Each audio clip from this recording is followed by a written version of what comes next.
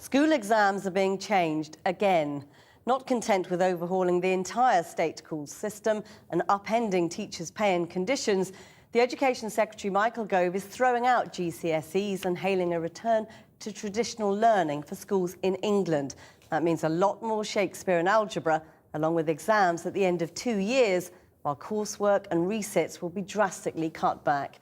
Our political editor Gary Gibbon reports. Just as thousands of 16-year-olds sat their maths GCSEs, the Education Secretary was announcing that these exams were bust and needed radical reform. Some head teachers complained at the timing.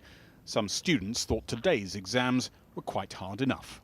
It will affect the people from year 7 because when they step up to be in year 10s and year 11s, they'll be doing their GCSEs, which is going to be harder for them. And I believe that they'll be struggling as stress will build up because of how hard the exam's going to be. The government's proposing tougher courses, more challenging maths problems, Shakespeare and Dickens on the English literature syllabus. Bad spelling and grammar could lose you marks. There would be no more marks awarded for coursework, which the government said was corrupted by cheating. And there would be no tiered papers for different abilities, just one exam for all. By making GCSEs more demanding, more fulfilling and more stretching, we can give our young people the broad, deep and balanced education which will equip them to win in the global race. Michael Gove's critics say he's trying to put back the clock in education, return to learning by rote. He's had to dilute some of his back-to-basics agenda in the last 12 months, but he's still getting rid of coursework. And just like the old days, everything will hinge on how you do in the final exams.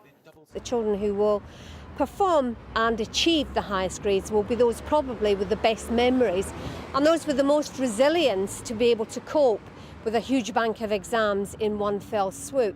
And at the end of the day, I'm not particularly sure that those are qualities that best prepare you for higher education. The government says it's responding to demands from business to raise standards among school leavers. We come across a lot of problems where kids are coming here and their literacy and numeracy skills, we don't know what they've been doing at school. They've clearly been failed by the system. Kevin McLoughlin has his own decorating business and runs training courses for people who want apprenticeships. We showed him the maths formulae and algebra Michael Gove wants to put in the new maths curriculum.